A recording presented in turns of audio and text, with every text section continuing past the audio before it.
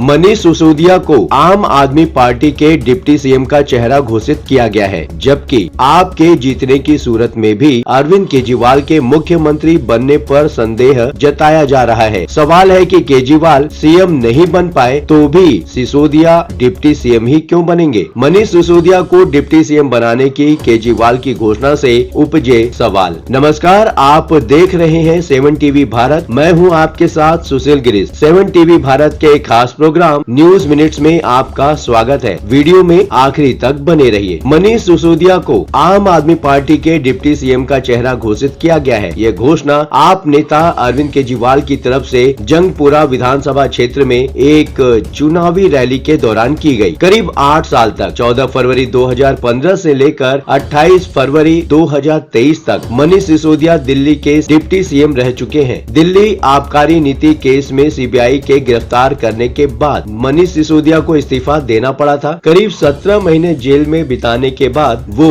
जमानत पर बाहर है। जंगपुरा से वो पहली बार चुनाव लड़ रहे हैं। 2013 से 2020 तक के दिल्ली विधानसभा चुनाव में मनीष सिसोदिया पटपड़गंज से चुनाव लड़ते और जीतते आ रहे हैं, लेकिन अवध ओझा को पटपड़गंज से आम आदमी पार्टी का उम्मीदवार बना दिए जाने से मनीष सिसोदिया को जंगपुरा का रुख करना पड़ा। जंगपुरा में मनीष सिसोदिया का मुकाबला बीजेपी के तरविंदर सिंह मारवाह से है, जो वहीं से 3 बार कांग्रेस के विधायक रहे हैं, लेकिन 2022 में पाला बदलकर बीजेपी में पहुंच गए। कांग्रेस ने जंगपुरा से फरहाद सूरी को टिकट दिया है। जंगपुरा विधानसभा सीट आम आदमी पार्टी के लिए करीब करीब वैसी ही है जैसी कांग्रेस के लिए वायनाड लोकसभा सीट। 2019 में राहुल गांधी को और अब 2024 में प्रियंका गांधी को वायनाड से ही संसद में एंट्री मिल पाई। जंगपुरा सीट पर आम आदमी पार्टी 2013 से ही काबिज है। फिर भी चुनावी रैली में दिल्ली के पूर्व मुख्यमंत्री अरविंद केजरीवाल कहते हैं, मैंने मनीष सिसोदिया को आप लोगों को सौंप दिया है और उनसे कहा है कि जंगपुरा का विकास 10 गुना ज्यादा करना है। जितने काम रुके हैं उन्हें टॉप स्पीड से पूरा करना है। जो काम नहीं हो पाए वे सभी करने हैं। विकास की नई योजनाएं चालू करनी है। और लगे हाथ वो जंगपुरा के लोगों को आगाह भी करते हैं, गलती से भी गलती मत करना समझाते हैं। बीजेपी के 8 विधायकों ने अपने इलाके के लोगों का जीवन नर्क बना दिया है। केजरीवाल का दावा है कि बीजेपी के विधायक कोई काम नहीं करते। अपनी सरकार के बारे में कहते हैं, हमने 24 घंटे बिजली की उपलब्धता की है। अगर 24 घंटे बिजली चाहिए तो झाड़ू का बटन दबाना, अगर 6 घंटे के पावर कट चाहिए तो कमल का बटन दबा देना। मनीष सिसोदिया की तारीफ में कहते हैं, मनीष सिसोदिया मेरे सेनापति हैं, छोटे भाई हैं और सबसे प्यारे हैं। दिल्ली में आम आदमी पार्टी की सरकार बन रही है। सब कह रहे हैं कि भले आम आदमी पार्टी की 2-4 सीटें कम आए, लेकिन सरकार आम आदमी पार्टी की ही बन रही है। मनीष सिसोदिया आम आदमी पार्टी की सरकार में फिर से उप मुख्यमंत्री बनेंगे। सिसोदिया के डिप्टी सीएम बनने से जंगपुरा के लोगों को होने वाले फायदे के बारे में समझाते हुए अरविंद केजरीवाल कहते हैं, सिसोदिया के डिप्टी सीएम बनने का मतलब आप सब भी डिप्टी सीएम रहोगे। कोई अफसर अनदेखी नहीं कर सकेगा। एक फोन पर दौड़कर काम करेंगे अफसर। आप लोगों का विधायक अगर उप मुख्यमंत्री होगा तो सारे अधिकारी फोन पर ही आपके काम कर देंगे। किसी अफसर की हिम्मत नहीं होगी जो डिप्टी सीएम की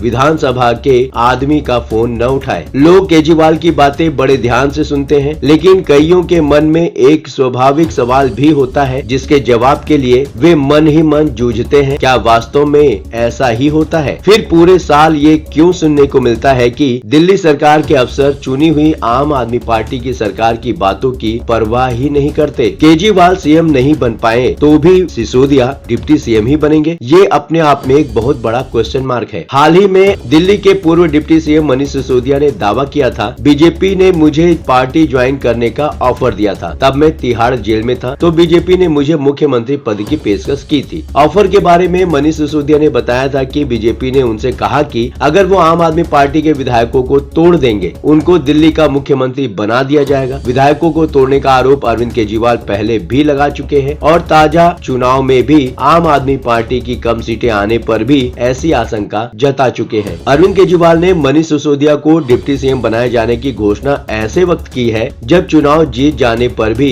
उनके भी अब तक मुख्यमंत्री बनने के रास्ते की बाधाएं खत्म नहीं हुई हैं। ऐसे में अरविंद केजरीवाल की घोषणा से कुछ सवाल भी खड़े हो रहे हैं। पहला, अगर आम आदमी पार्टी को चुनाव में जीत मिलती है और अरविंद केजरीवाल के मुख्यमंत्री बनने की राह की बाधाएं खत्म हो जाती हैं, तब तो कोई बात नहीं है। वैसे भी आतिशी को लेकर तो पहले ही साफ कर दिया गया था कि उनकी भूमिका टेस्ट क्रिकेट वाले नाइट वॉचमैन से ज्यादा नहीं है और वो भी ये बात अच्छी तरह से जानती हैं। तभी तो बगल में एक खाली कुर्सी रखकर काम करती हैं। हो सकता है मन में ये आशंका भी हो, क्या पता हेमंत सोरेन की तरह केजरीवाल के मन में भी वैसे ख्याल आ रहे हो तो क्या होगा। दूसरा, फर्ज कीजिए आम आदमी पार्टी चुनाव जीत जाती है लेकिन अरविंद केजरीवाल मुख्यमंत्री नहीं बन पाते, तो भी क्या मनीष सिसोदिया डिप्टी सीएम ही बनेंगे। तीसरी बात, अगर अरविंद केजरीवाल के मुख्यमंत्री न बनने की स्थिति में आतिशी को ही कुर्सी पर बैठाया जाता है तो भी मनीष सिसोदिया को डिप्टी सीएम ही बनाया जाएगा। चौथी बात, आखिर मनीष सिसोदिया मुख्यमंत्री क्यों नहीं बन सकते। मनीष सिसोदिया का कार्यानुभव तो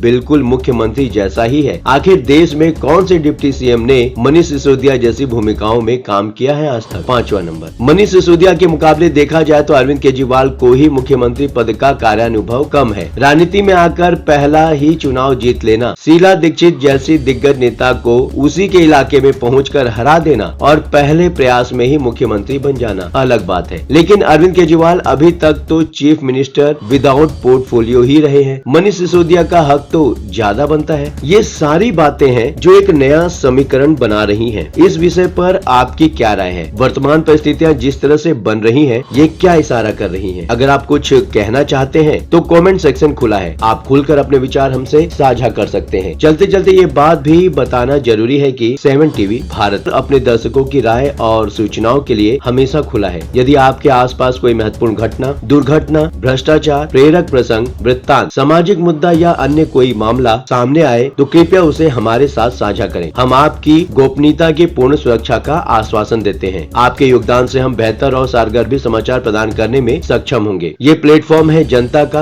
आपका, आपकी आवाज को बुलंद करने का। अब आपकी बात नहीं रहेगी अनसुनी। आपके विचार, आपके सुझाव हमारे लिए मायने रखते हैं। अभी तक आपने इस चैनल को सब्सक्राइब नहीं किया है तो देर किस बात की। चैनल को अभी सब्सक्राइब करें। आपका चैनल को सब्सक्राइब करना, वीडियो को लाइक करके कमेंट करना हमारे प्रयासों को प्रोत्साहन देता है। आज के लिए बस इतना ही। लगातार खबरों के लिए बने रहिए 7 टीवी भारत के साथ।